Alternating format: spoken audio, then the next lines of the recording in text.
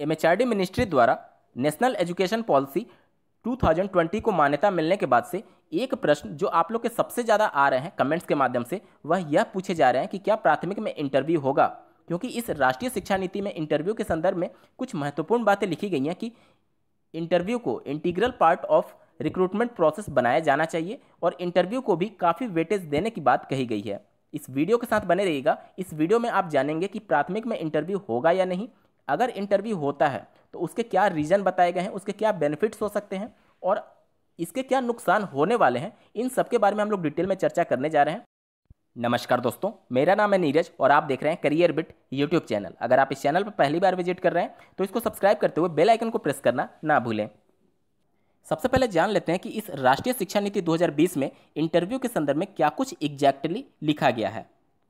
यहाँ पर आप देख सकते हैं भर्ती और पद स्थापन के संदर्भ में यहाँ पर बातें लिखी गई हैं और इसी में ये 5.4 करके पॉइंट जो लिखा गया है, इसमें यहाँ पर देख सकते हैं शिक्षण के प्रति जोश और उत्साह को जांचने के लिए साक्षात्कार या कक्षा में पढ़ाने का प्रदर्शन करना स्कूल या स्कूल कॉम्प्लेक्स में शिक्षक भर्ती प्रक्रिया का एक अभिन्न अंग होगा। यानी कि इंटरव्यू को टीचर सिलेक्शन प्रोसेस का एक इंटीग्रल पार्ट बनाने की बात कही गई है। यानी कि अब शिक्षक भर्ती में बिना इंटरव्यू के भर्ती नहीं हो सकती, ऐसा लिखा गया है।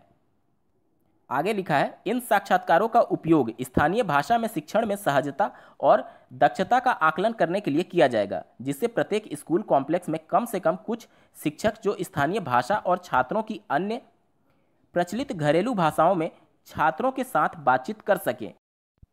इस राष्ट्रीय शिक्षा नीति 2020 में इंटरव्यू को इंट्रोड्यूस करने के लिए जो मेन पर्पज बताया गया है वह यह कि बीच में ही बच्चे पढ़ाई छोड़ देते हैं, क्योंकि वह अचानक से जब गांव देहात से निकल करके प्राथमिक विद्यालय में जाते हैं तो उनको ऐसा माहौल मिलता है कि वह लैंग्वेज के माध्यम से एक तरीके से सामंजस्य नहीं बिठा पाते और उनके मेंटली प्रेशर होने की वजह से वह बीच में ही पढ़ाई छोड़ देते हैं या फिर अवरोधन जैसी समस्याएं उत्पन्न होती हैं। इसी को कम करने के लिए लोकल लैंग्वेज में कोई शिक्षक कितना पारंगत है, इसकी जांच करने के लिए इंटरव्यू को इंट्रोड्यूस किया गया है, ताकि बच्चे एक तरीके से सामंजस्य बिठा पाएं और जब भी वह गांव देहात से निकल करके प्राथमिक में प्रवेश लेंगे तो भाषा कम से कम उनके शिक्षा के बीच में एक अवरोध ना बने।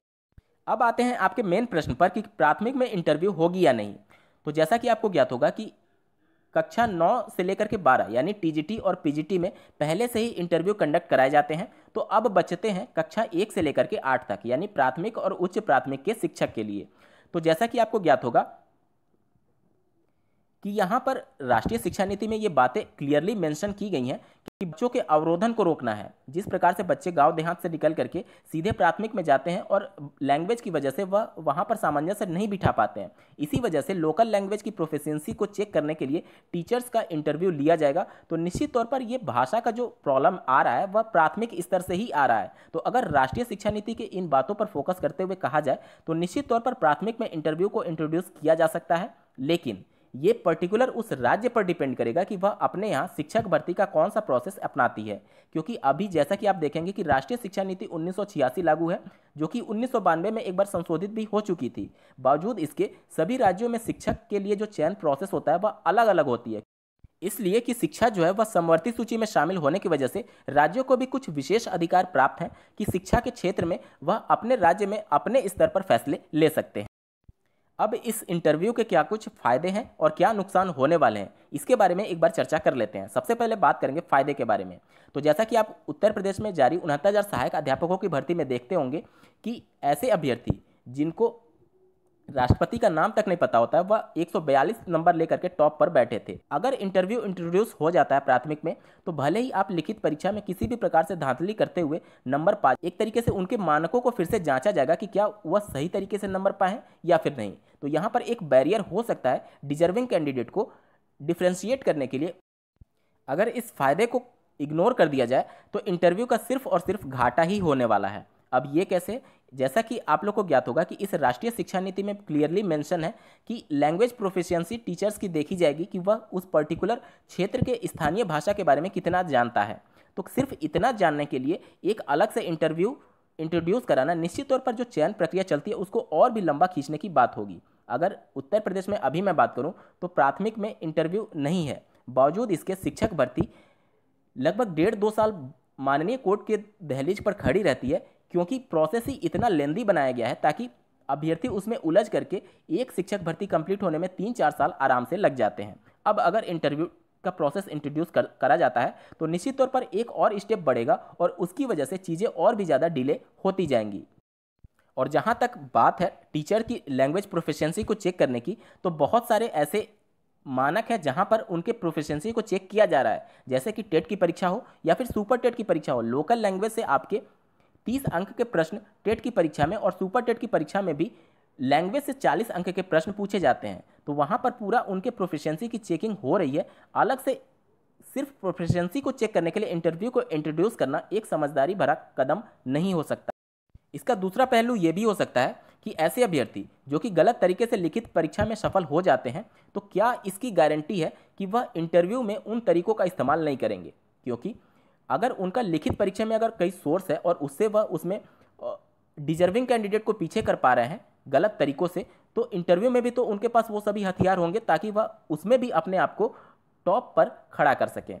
तो ये भी एक बहुत बड़ा ड्रॉबैक है कि इंटरव्यू इंट्रोड्यूस करके प्रोसेस को और लेंदी बनाना, और इसकी भी कोई गारंटी नहीं है कि इंटरव्यू में भी धांधली रुक ही जाएगी। और अगर ये सब चीज़ें इंटरव्यू में भी होती हैं अगर भविष्य में, जिससे पूरी तरीके से इनकार भी नहीं किया जा सकता कि ये नहीं होगी या फिर पूरी तरीके से रुक जाएगी, तो निश्चित तौर पर एक तरीके से जो डिजर्विंग कैंडिडेट हैं वह अपने आप को छला महसूस कर सकते हैं। और इससे एक तरीके से आप देखेंगे भ्रष्टाचार को ही बढ़ावा मिलने वाला है भविष्य में भी, क्योंकि जिस प्रकार से भारत सरकार के द्वारा ग्रुप सी और डी से इंटरव्यू को खत्म किया गया था, अब फिर से प्राथमिक स्तर पर अगर इंटरव्यू को इंट्रोड्यूस किया जाता है तो ये एक गलत ही डिसीजन माना जाएगा। अगर ओवरऑल मैं बोलूं तो आपको इंटरव्यू को लेकर के इतना ज़्यादा पैनिक नहीं होना है कि अगर इंटरव्यू इंट्रोड्यूस हो गया तो बहुत ज़्यादा कुछ चेंज हो जाएगा या फिर ऐसा हो जाएगा। ऐसा नहीं है, बहुत ज़्यादा चीज़ें नहीं बदलेंगी। लेकिन हाँ, ये जरूर है कि इंटरव्यू इंट्रोड्यूस होता है अगर प्राथमिक में तो उसके फ़ायदे कम है, लेकिन नुकसान बहुत ज़्यादा अभ्यर्थियों को हो सकता है। तो अभी ये राज्य सरकार का विषय होगा कि किसी पर्टिकुलर राज्य में अगर कोई शिक्षक भर्ती आती है तो उनके पास पूरा अधिकार होता है कि समवर्ती सूची में शामिल होने की वजह से वह अपने स्तर पर फैसले ले सकते हैं कि प्राथमिक में इंटरव्यू को इंट्रोड्यूस करना है या फिर नहीं। इस वीडियो को देखने के लिए आपका बहुत बहुत धन्यवाद। भगवान करे आपका दिन शुभ हो।